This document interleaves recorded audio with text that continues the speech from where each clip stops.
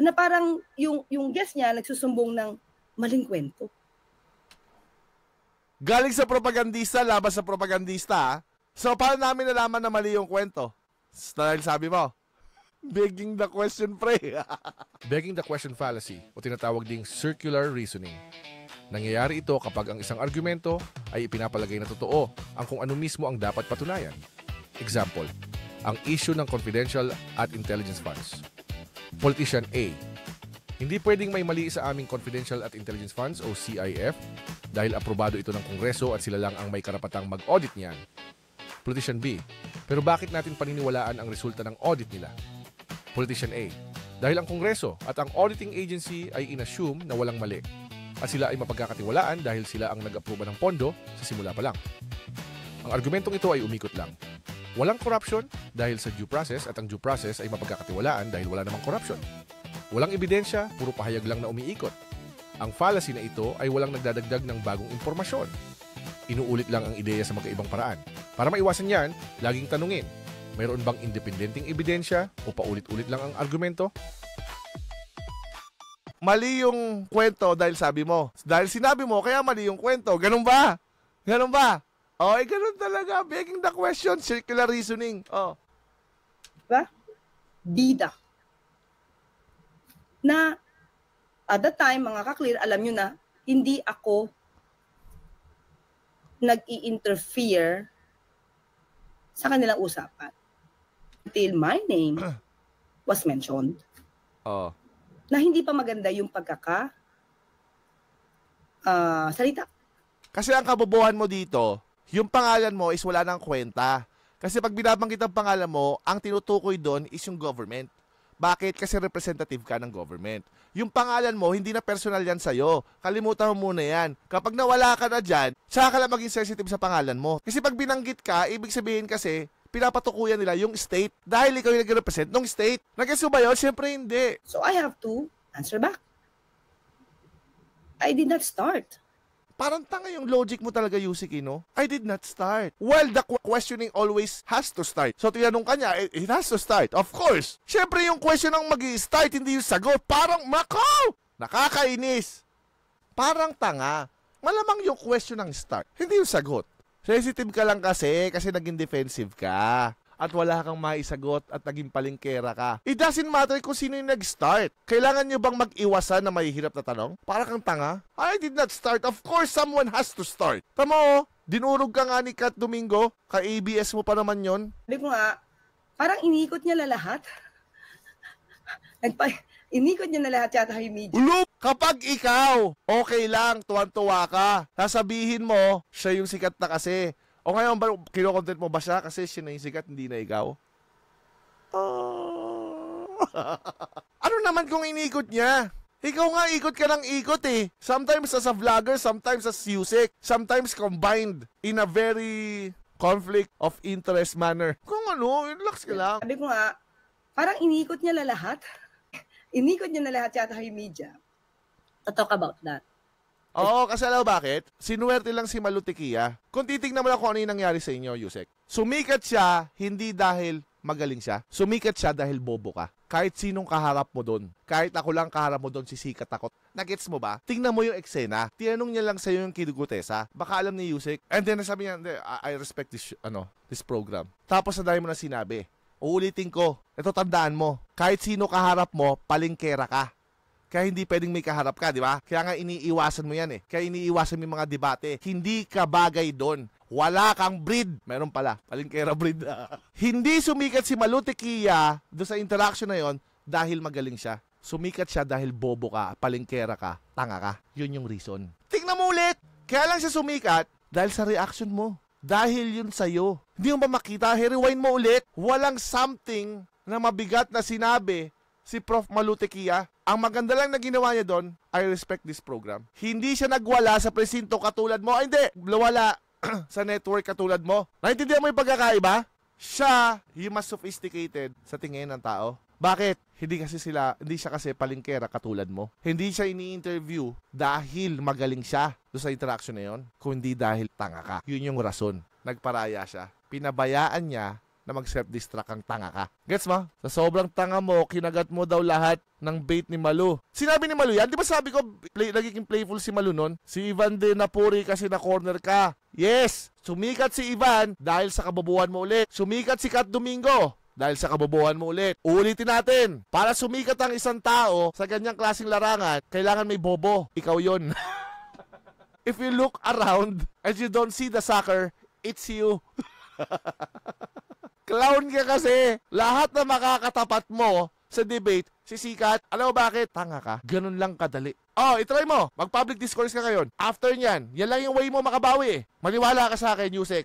Ang only way lang na makuha mo ulit yung reputation mo is mag-engage ka sa public discourse. Dahil dalawa lang magiging epekto niyan sa'yo. Trauma or lalala ka lang. The only way to fix it is to continue facing opponents sa public discourse. Yan lang cure dyan. Sumikat si Eden dahil bobo ka nga. Hindi dahil magaling siya. Hanggang ngayon hindi pa rin mag-gets yun, no? Kaya Tony Guanzon ka kagad, Yusek, para bawi agad. Oo, ganon. Yun lang yung way. Maniwala ka sa akin, Yusek. Yun lang yung way para makabawi ka dyan. Yan ang purpose mo. Gawing punching bag ng mga tao intellectually. Parang puro iyak, hindi maka-move on. Pinag-uusapan mo so ikaw hindi maka-move on. Nakita ko kasi dito kay Banat Boy, yung tungkol doon sa sinabi ko. Tapos sinabi pa niya na wrong grammar. Mali ba? Anyway, ayoko na sana sagutin. Pero parang, teka lang, kailangan ko itong i-share sa mga ka-clear. Okay. Kung totoo ba yung sinasabi nila. Huwag mo sabihin ipag-alaban mo. You're putting something to me. Maganda to, maganda to, pre. You're putting something to me. Ba? Okay. Puts, ginugil. Sige nga! Yes, the phrase you are putting something to me exists and is a grammatically correct and used expression. Walang dispute yan, tanga. Bobo mo talaga. Exciting to, gagi. So, ang tinanong niya yung phrase. You're putting something on me. Wait. Mukhang madidiscover niya rin, gagi. Tingnan natin. Sila yung which is used by a lawyer during cross-examination to suggest that a particular fact or interpretation of events is true, especially when the lawyer believes that the witness is unwilling to admit it. I put it to you that you were, in fact, at the restaurant across town when the crime occurred. Diba? Yeah, okay. Context, you're putting me on is an informal expression used to indicate that someone does not believe what is being said. Okay? Pero what I use is... Wait. To indicate that someone doesn't believe what is being said. So, yung putting on me is different sa putting to me. Right? Okay. What I use is you're putting it on me. Huh? Why? Pero what I use is you're putting it on me. No! You're putting it to me! Dulas ka rin, tanga. Kino-correct mo na ngayon. Hindi yan yung ibig mo sabihin. Sinungaling ka. Magkaibang meaning yan. Nililigaw niya. Oo nga. Satanis nga siguro. Magkataka pa ba kayo? Yung Bible tinwist. Ito pa kaya. Pakita natin sa Bible.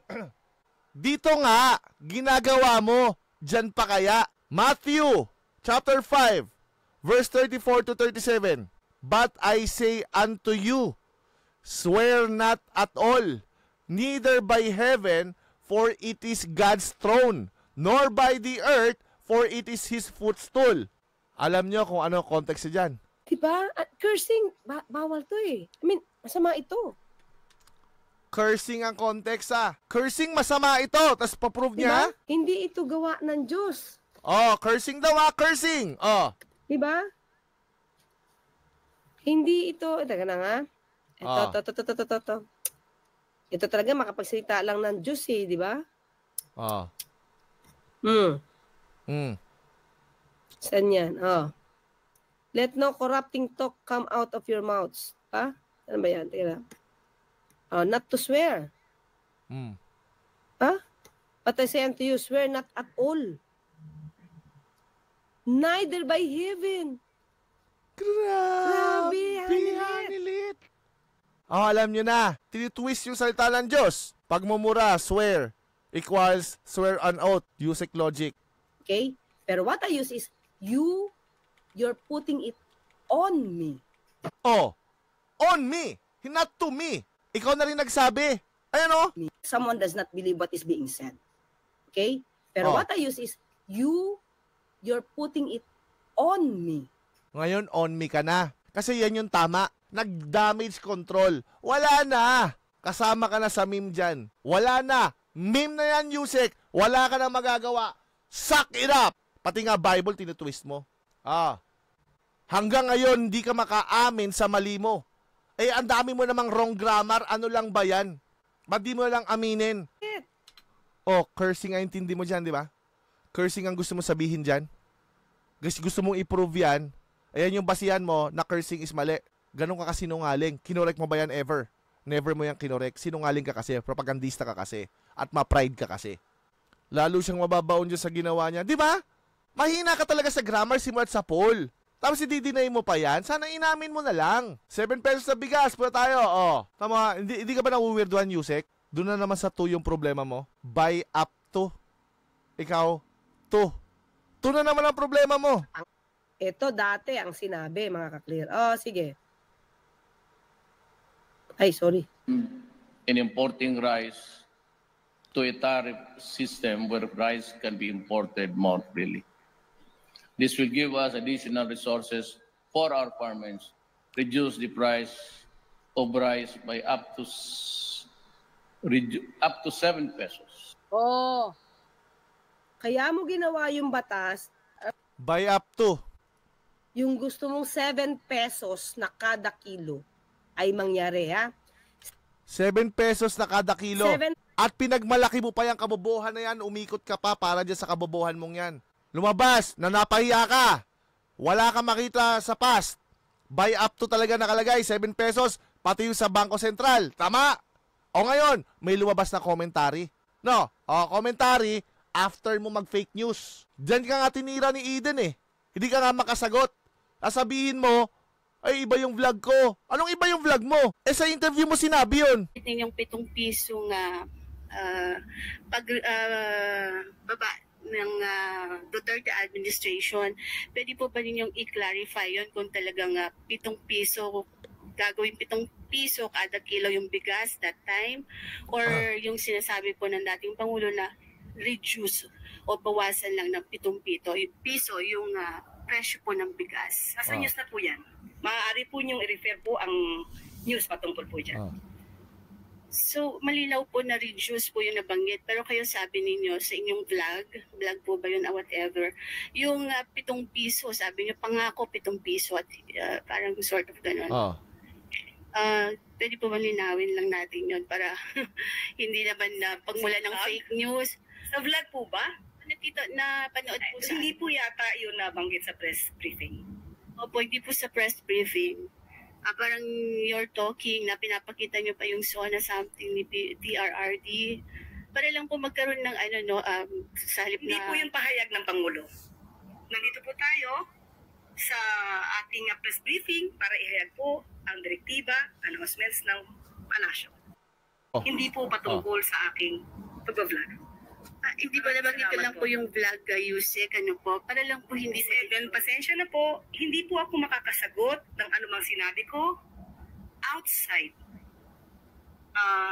from this press briefing. Kung ano man ang aking naging opinion personal, pag-usapan natin sa labas at hindi dito po.